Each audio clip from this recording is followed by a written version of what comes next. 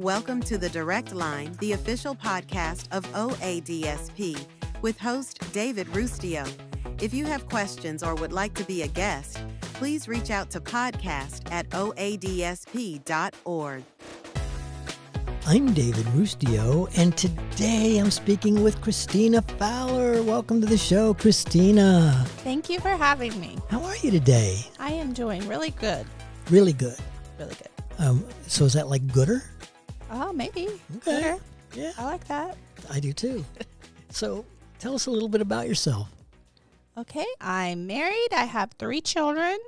One has a disability. He actually goes here at Advocacy for Success. Okay. I recently took in a stray cat. She was hit by a car, so now she's training me to take care of her. It's all about the cat right now in my house. Of course. What else?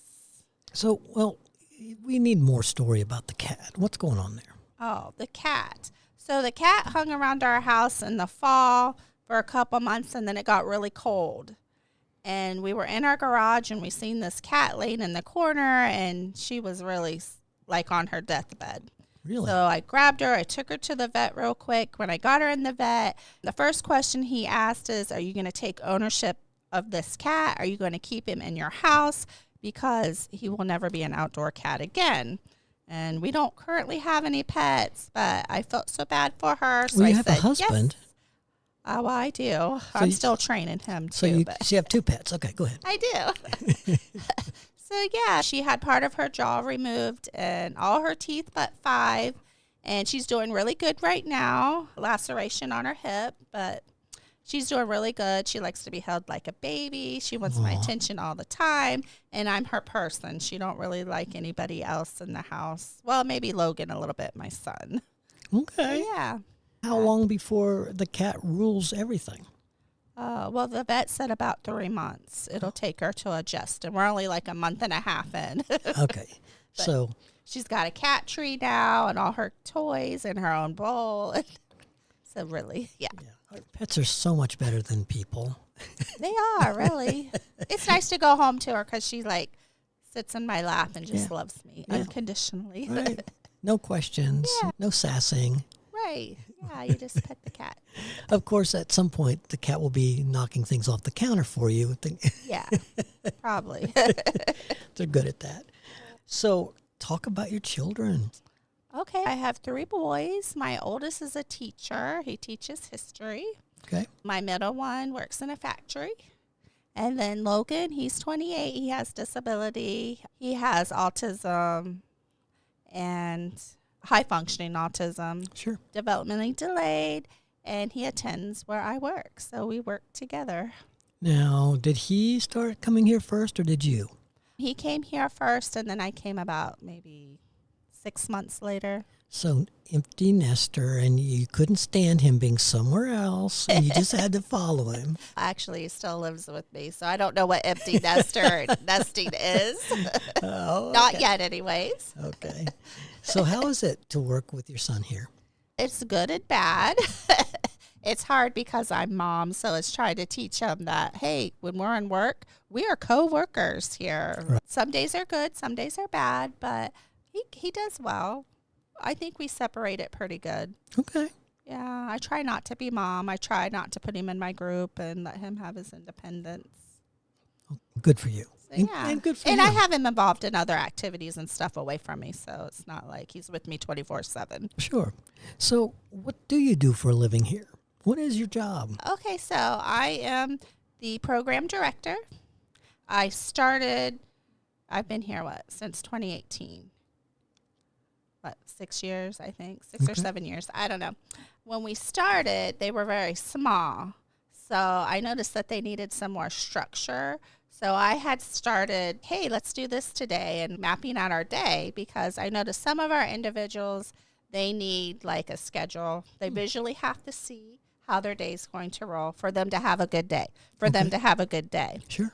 And so I just slowly started doing that, and then it just got bigger and bigger. And then I ended up in the role that I'm in today. So I plan out all their activities 4 days a week. We have different agencies, like the OSU Extension Office comes in. They do Tai Chi for us. We Nice. have a lady from the community teach us line dancing. We have our conga program, so someone comes in and does that.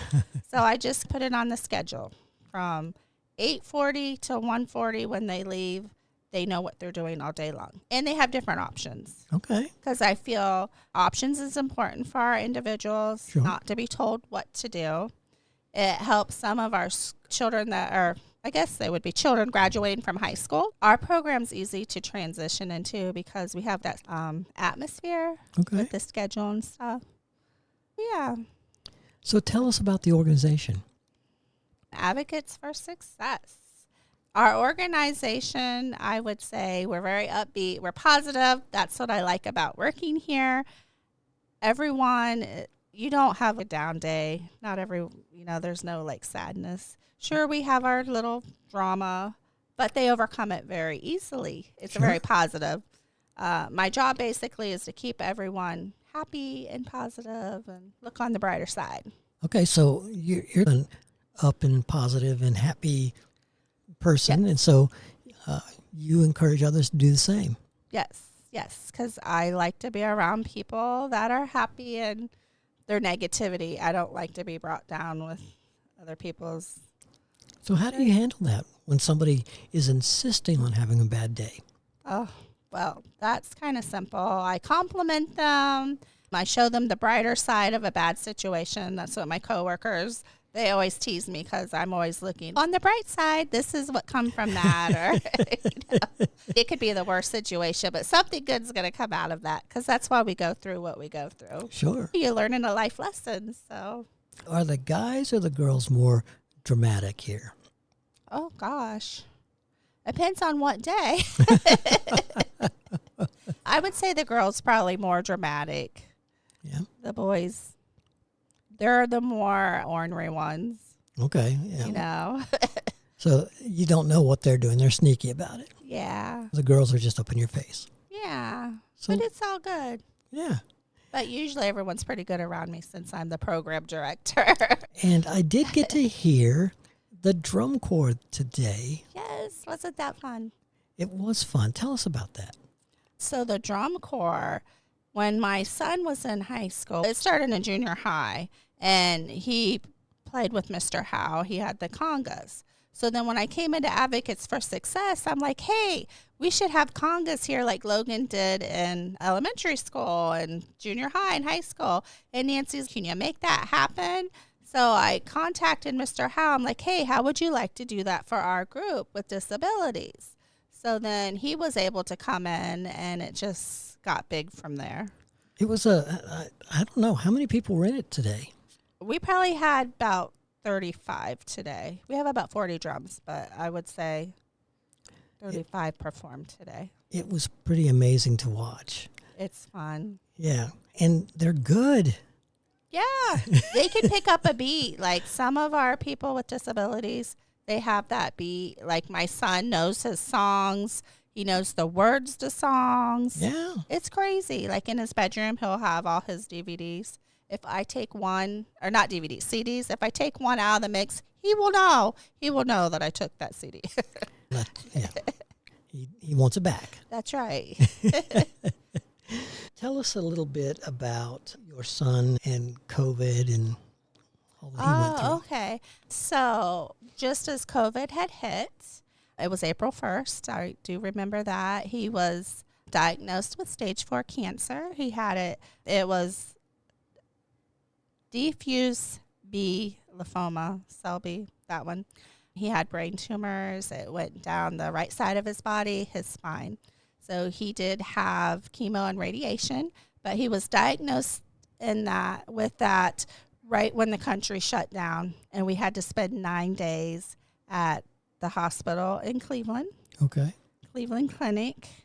It was very hard because the nurses didn't know what was going on, like Sure. with this virus, and It was scary for everybody. it was scary. And I had to stay in his room for 9 days. Like I could only get out of his room to have a health check, get food for the day, and I had to stay in his room. So, Really?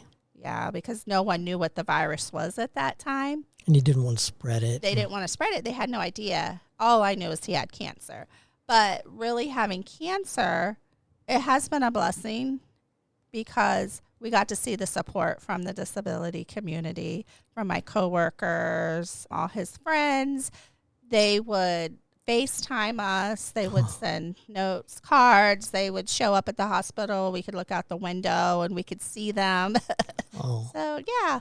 And then, of course, we were shut down for that whole summer, and just having support was just amazing. And how some of our individuals open their hearts and they're very understanding. And now he can navigate. He'll be cancer-free in October, 5 years out. wonderful. So he can help other people that have cancer with a disability, or be like, hey, this is what I did, or did you experience this, or this is what's going to happen. So it's just been a good thing all the way around. So he can support others. He can. And will support others. Yes, yes. And he got an award, the Diamond Award, I believe it is, from the county for being able to advocate for himself and others through his disability and illness. So that was pretty cool.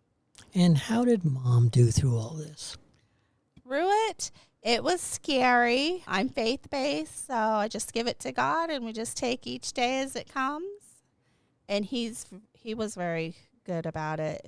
High pain tolerance. He didn't really feel like a lot of pain, so Okay. that was a good thing. Yeah. Yeah, it's changed us, COVID and cancer. Well, sure. So yeah, But it's a happy ending. it is a happy ending. So, well, Christina, thank you. You're welcome. Thank you for sharing with me, spending some time, and hoping the best for you and your son, and that he is cancer-free, Yeah, and an advocate and a helper for other people facing cancer. yeah. It's a great story. Thank you. Thank Thank you you. for having me. Thanks for listening to The Direct Line. If you or your organization would like to be guests on this podcast, please reach out to podcast@oadsp.org. As long as you support people with developmental disabilities, we would love to hear your story. There is no cost, and we come to you.